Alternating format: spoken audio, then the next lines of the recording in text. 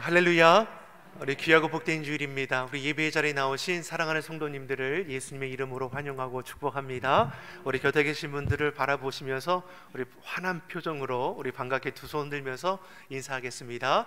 잘 오셨습니다. 반갑습니다. 잘 오셨습니다. 반갑습니다.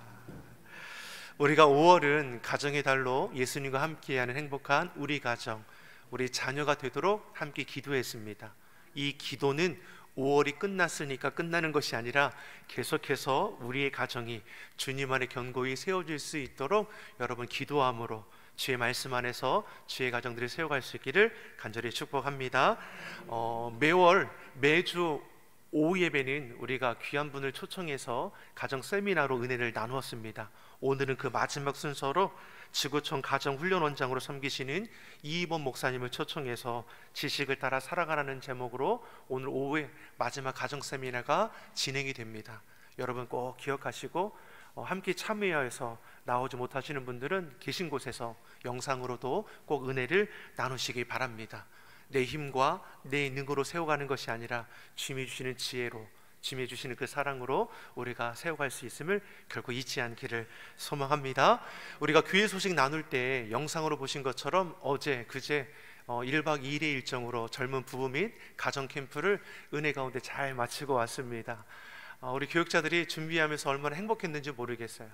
그리고 참여하신 분들도 너무나 기쁘고 감사함으로 그 순서 그 시간마다 웃음이 떠나지 않고 아이들이 깔깔거리는 그 소리가 얼마나 어떠한 그 멜로디보다 너무나 좋더라고요. 영상에 보이는 그 장면 그대로 우리 1박 2일의 일정을 은혜 가운데 잘 보내었습니다. 물어보시더라고요. 다음에도 하는 거냐고. 생각해 보겠다고.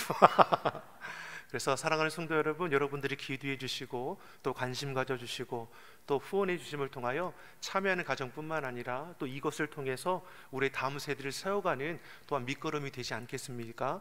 여러분 꼭 우리 시온성교를 위해 기도할 때 다음 세대, 믿음의 세대들이 주님 안에서 바르게 자랄 뿐만 아니라 우리가 받은 그 은혜, 그 삶을 우리보다 더 큰 은혜의 삶으로 세워갈 수 있도록 여러분 꼭 기도해 주시고 우리 다음 세대 교육부서를 위해서도 또 힘쓰시는 우리 교사분들 또 우리 교육자를 위해서도 함께 마음을 같이 해주시면 큰 은혜가 될 줄 믿습니다. 모든 영광 하나님께 올려드리며 우리 박수함으로 우리 축복하겠습니다. 감사합니다. 축복합니다. 우리 저 한번 따라하겠습니다. 예수님과 함께하는 행복한 우리 가정, 우리 자녀. 예수님과 함께하는 행복한 우리 가정, 우리 자녀. 우리 가정을 위해서 내가 무엇을 기도할 수 있을까? 기도할 것이 생각나지 않으면 예수님과 함께하는 행복한 우리 가정, 우리 자녀가 되게 해주세요. 이것보다 제일 된 기도 제목은 없는 것이죠. 여러분 가정을 위해서 여러분 기도하고 싶은데 어떤 걸 기도할지 모르겠다 생각하시는 분 계십니까? 예수님과 함께하는 행복한 우리 가정, 우리 자녀가 되게 하옵소서. 계속해서 이것을 기도하고 또한 읊조릴 때 하나님께 성령님께서는 우리에게 보게 하실 거예요. 우리가 마땅히 행할 것이 무엇인지를 깨닫게 하실 거예요. 주의 영이 임하면 놀라운 변화와 은혜가 임하게 되어 있습니다. 기도하는 자에게, 주의 말씀을 듣고자 하는 자에게 그런 은혜와 변화는 시작이 되는 것이죠. 그런 은혜와 변화를 이루어갈 수 있는 우리 모두가 되기를 예수님 이름으로 축복합니다. 우리가 요한계시록 2장과 3장의 말씀을 통해서 초대교회 7교회의 말씀으로 은혜를 나누고 있습니다. 중간에 우리 5월 가정의 달에 맞춰서 어린이 또 이제 어버이주일에 맞춰서 은혜의 말씀을 나누었지만 오늘은 이제 5번째 교회가 되죠. 사대교회를 통해서 함께 말씀의 은혜를 나누고자 합니다. 2장에서 기록되었던 에베소, 서머나, 버가모, 두라디아 교회, 또 이제 3장에서 언급되기 시작하는 오늘 본문의 사대와 또 다음 주에 나누게 될 빌라델비아, 라오디아 교회까지 형편의 차이는 있겠지만 환난과 핍박, 또 이단의 공격 등으로 인한 어려움으로 인해 분열과 다툼이 그들 가운데 있었다라는 것을 우리가 볼 수 있습니다. 또 그런 은혜 가운데 주님께서 친히 말씀해 주는 것이죠. 은혜의 자리로 설 수 있도록 우리를 끝까지 도우시고 인도하시는 주님의 그 사랑을 우리는 발견할 수 있을 것입니다. 사대교회에 편지하시는 예수님에 대해 무엇라고 표현하냐면 1절의 말씀을 보니까 하나님의 7영과 7뼈를 가지신 분이 편지한다라고 했습니다. 영은 성령을 의미하죠. 별은 천사를 의미합니다. 일곱이란 이 수는 완전함을 가리키는 것이죠. 즉 사대 교회에 편지하는 예수님은 어떠한 분이십니까? 성령과 천군 천사의 호의를 받으시는 완전하신 예수 그리스도, 그분이 지금 너희에게 사랑함으로 지금 서신을 보내고 있는 것이죠. 완전하신 예수님께서 사대 교회에 편지를 보내는데 그 내용이 어떠합니까? 1절의 말씀을 우리 다시 한번 같이 우리 읽어보겠습니다. 사대 교회의 사자에게 편지하라. 하나님의 일곱 영과 일곱 뼈를 가지신 이가 이르시되 내가 내 영을 아노니 내가 살았다 하는 이름은 가졌으나 죽은 자로다. 아멘. 예수님께서 사대 교회를 아신다라고 말씀합니다. 여기서 알다라는 것은 눈에 보이는 겉으로 드러난 행위만이 아니라 우리의 속마음까지도 꿰뚫어 아신다라는 것을 의미합니다. 그러니 외형적인 관리 분명히 중요하죠. 그러나 내면적인 관리가 더욱더 중요하다라는 것을 우리로 알게 하시는 것입니다. 무엇보다 예수님은 우리의 처지와 형편을 알고 계시기에 우리에게 꼭 필요한 말씀으로 허락해 주신다는 것이죠. 사대 교회를 향해서 무엇을 아시고 말씀하십니까? 너희가 살았다 하는 이름은 가졌으나 실상은 죽은 자와 같다라는 것이죠. 이는 외형적으로는 교회의 형태를 지니고 있고 활동도 열심히 하지만 실상은 생명력을 잃어버리고 있다라는 것을 말씀해 주고 있는 것입니다. 즉 겉으로는 아름다운 교회 건물이 있습니다. 그 속에서 하나님을 예배한다고 하는데 실상은 무엇입니까? 아무것도 아니라는 것이죠. 디모데후서 3장 5절에서 이렇게 말씀합니다. 경건의 모양은 있으나 경건의 능력이 없는 교회. 모양만 그럴 뿐이라는 것이죠. 그럴듯한 모양에 빠져서 자신들이 영적으로 죽은 자와 같다라는 것을 깨닫지 못하고 있었다라는 것입니다. 겉으로는 활력이 넘치는 교회처럼 보입니다. 나름대로 열심히 예배도 드리고 활동도 왕성히 합니다. 스스로 생각하기를 우리만큼만 하면 잘하는 것 아니냐라는 것이죠. 그런데 자신들을 향한 예수님의 말씀은 무엇입니까? 주님은 너희는 죽었다라고 말씀하고 있습니다. 영적으로 죽어 있다라는 것이죠. 얼마나 두려운 것입니까? 열심과 수고를 하는 저들을 향해서 너희는 죽었다라는 것이죠. 우리는 판단하고 평가하는 것을 좋아합니다. 문제는 판단하고 평가하는 기준이 내게 있다라는 것이죠. 신앙생활도 내 기준으로 하려고 할 때가 너무나 많이 있습니다. 내 눈에 보기에 좋은 것은 좋은 거고 내 눈에 보기에 좋지 않은 것은 좋지 않은 것이라고 단정해 버리는 것입니다. 이것이 문제인 것이죠. 내 생각, 내 판단, 내 눈에 보기에 좋은 것, 자꾸만 삶의 중심을 나로 채워가는 것입니다. 그러나 성경 누리기에 무엇을 말씀합니까? 삶의 주인은 내가 아니라 우리를 지으신 여호와 하나님이십니다. 우리를 지으시고 이 땅에 심으신 분, 우리 하나님이시죠. 지금도 우리 안에 살아 역사하시는 하나님만이 우리 삶의 주인이 되십니다. 그러니 하나님이 나를 어떻게 보시는가, 이것을 잊어버리지 않는 자가 되어야 하는 것입니다. 하나님의 시선, 하나님의 평가가 우선되어야 하는 것이지 내가 보는 것, 내가 생각하는 것은 그 다음인 것이죠. 사랑하는 성도 여러분, 하나님의 자리에 서려는 일들이 우리 안에 있지 않기를 바랍니다. 우리는 말씀을 지켜 준행하는 자라고 했습니다. 판단하고 재판하시는 분은 오직 우리 하나님이시죠. 사대교회 성도들은 스스로 보기에 아무런 문제를 느끼지 못했습니다. 아름답게 교회를 세웠습니다. 많은 성도들이 모여서 예배도 드립니다. 활동도 열심히 합니다. 뭐가 문제냐는 것이죠. 그것이 문제입니다. 사대교회가 왜 생명력을 잃어버린 영적으로 죽은 것인지를 저들은 전혀 깨닫지 못하고 있는 것이죠. 자신들의 영적 상태가 어떠한지를 점검해 보지 못하는 겁니다. 사대 지역은 무역 도시입니다. 일찍이 양털 가공업과 염색업 등 상업과 공업이 번성해서 막대한 부를 누리는 지역이었습니다. 에베소에는 아데미 신전이 크게 있었다라고 했는데 이 사대 지역에는 이와 맞먹는 시벨레라는 여신을 숭배하는 우상 신전이 크게 자리하고 있었습니다. 늘상 사대 안에서는 어떤 일이 일어납니까? 연회가 벌어지고 그런 쾌락과 오락을 추구하고 우상숭배와 세속적인 생애가 끊임없이 벌어졌던 도시가 이 사대입니다. 이러한 환경 속에서 사대교회 성도들도 어떠합니까? 구별 없이 동화되어 있었다라는 것이죠. 이들은 믿음을 지키기 위해서 겪게 되는 환난이 무엇인지 전혀 알지 못했습니다. 교회를 향한 믿는 자들이 겪게 되는 핍박과 박해가 없어서 그런 것이 아니라 그런 핍박과 박해의 그 상황 가운데 자신들은 나아가지 않았다라는 것이죠. 없는 것이 아니라 저들이 쉽게 타협했다라는 것입니다. 그러면서도 하나님의 신앙이 훼손되고 있다라는 것을 전혀 알지 못하는 것이죠. 하나님을 알지 못하는 자들이 행동하는 것을 그대로 따라합니다. 교회에서는 예배하고 활동합니다. 그리고 사회에서, 일터에서, 각자의 자리에서는 세상 풍조를 따라서 세속적인 행위도 열심히 합니다. 그러면서 무엇이 문제냐는 것이죠. 주일에 열심히 한다는 것이죠. 예배도 잘 드린다는 겁니다. 세상 속에서 내 마음대로 하는 거 뭐가 문제가 되냐는 것이죠. 세상이 주는 풍요 속에서 자기들끼리 너무나 좋은 겁니다. 하나님의 자신들을 어떻게 바라보시느냐? 생각지 못하는 것이죠. 저들을 향해 예수님께서 무엇을 말씀하십니까? 너희는 살았다 하지만 실상은 죽은 자와 같다라고 말씀합니다. 예수님께서 2절에 이렇게 말씀하지 않으십니까? 그러니 2절에 이렇게 말씀합니다. 같이 2절의 말씀을 우리 읽어보겠습니다.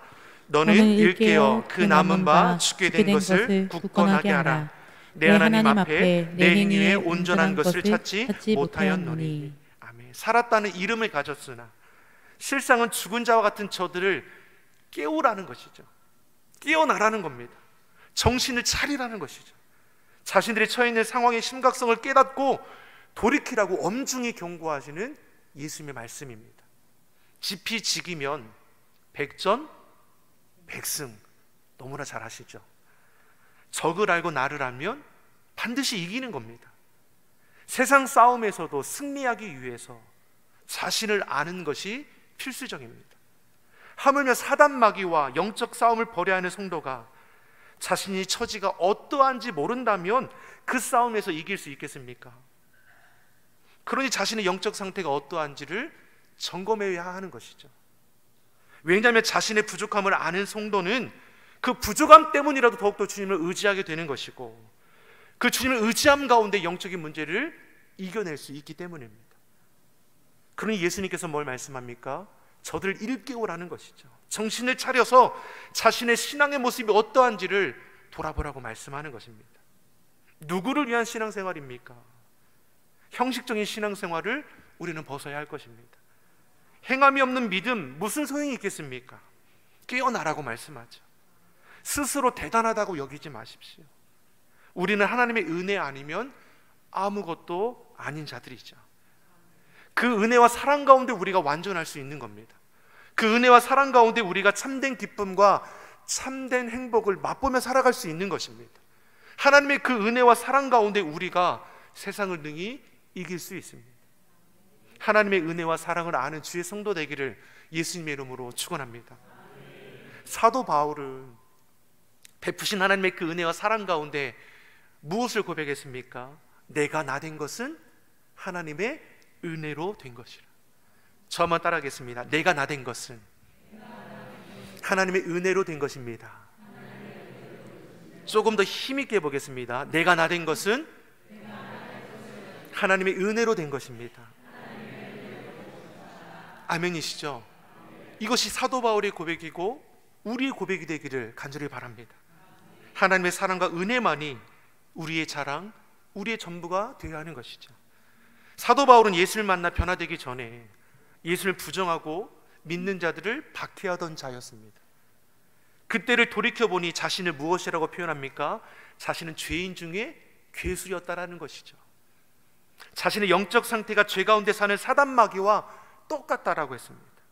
살았다는 이름을 가졌으나 실상은 죽은 자와 같다는 오늘 본문의 말씀이 자신에게 해당되었다라는 것이죠. 이 사실을 어떻게 알게 됩니까? 부활하신 주님을 만남으로 인해 알게 되는 것이죠. 디모데전서 1장 15절에서 이렇게 고백했습니다. 디모데전서 1장 15절의 말씀 같이 보겠습니다. 믿보다 모든 사람이 받을 만한 이 말이여, 그리스도 예수께서 죄인을 구원하시려고 세상에 임하셨다 하셨도다. 죄인 중에 내가 괴순이라. 아멘. 죄인 중에 괴수와 같던 자신을 위해서 예수님께서 육신을 입고 이 땅 가운데 오셨음을 알게 되는 것이죠. 그리고 자신의 죄를 대속하기 위해서 친히 대속제물 되셔서 구원함을 주셨습니다. 자신이 죽을 죄인임을 깨닫는 그 순간 동시에 자신을 향한 하나님의 은혜도 깨닫게 되었습니다. 주님은 자신을 죄인 중에 괴수로 보는 것이 아니라 구원할 자신의 백성으로 보셨다라는 것이죠. 다메섹으로 믿는 자를 박해하기 위해서 가던 그 중에 빛 가운데 예수님을 만났습니다. 이전까지 스스로 대단하다고 여겼습니다. 근데 주님은 저를 향해서 뭐라고 말씀합니까? 네가 어찌 나를 핍박하느냐. 사도 바울은 주님을 만남으로 인해 자신의 영적 상태를 분명히 알게 되었습니다. 사도 바울은 주님을 만난 그 순간에 앞을 보지 못하게 되었습니다. 사흘 동안 보지 못하고 식음을 전폐하다가 하나님의 사람 아나니아를 통해서 다시 그 눈을 뜨게 되었습니다.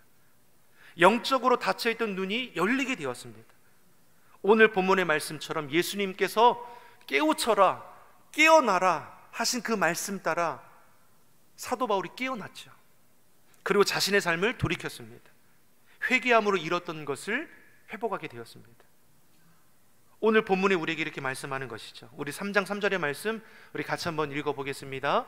그러므로 내가 어떻게 받았으며 어떻게 들었는지 생각하고 지켜 회개하라. 만일 깨지 아니하면 내가 도둑같이 이르니 어느 때에 네가 이르는지 내가 알지 못하리라. 아멘.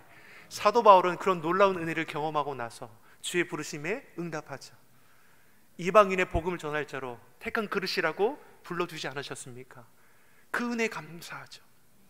죄인 중에 괴수와 같은 자신을 주님께서 구원하여 자신의 백성 삼아 주실 뿐만 아니라 주의 복음을 증거할 자로 자신을 부르시고 보내시니 그 은혜 감사의 생명 다해 복음 전하는 것입니다. 무엇을 복음 전하는 겁니까? 아직 늦지 않았다는 것이죠. 주님께서 자신을 만나 주신 것처럼 각자의 그 삶의 자리에 주님께서 찾아오실 것을 선포하며 주님을 구하고 찾기를 간절히 전하게 됩니다. 주님은 어떠한 분이십니까? 끝까지 참아주시고 기다려주시죠. 그래서 주님께 소망이 있습니다. 소망 되시는 주님을 우리는 붙드는 자가 되어야 할 것이죠. 아는 것으로는 아무런 변화가 없습니다. 지켜 회개하라 했습니다. 만일 일깨지 아니하면, 끝까지 돌이키지 아니하면 내가 도적같이 오리니, 마지막 때가 반드시 온다라는 것이죠. 도적같이 온다라는 것은 언제 임할지 우리는 알지 못한다라는 것입니다. 그러니 사대교회를 향해 그날이 언제일지 알지 못하니 속히 회개하여 주님 맞을 준비를 항상 하라고 있으라는 것이죠. 그날에 놀라지 말라는 것이죠.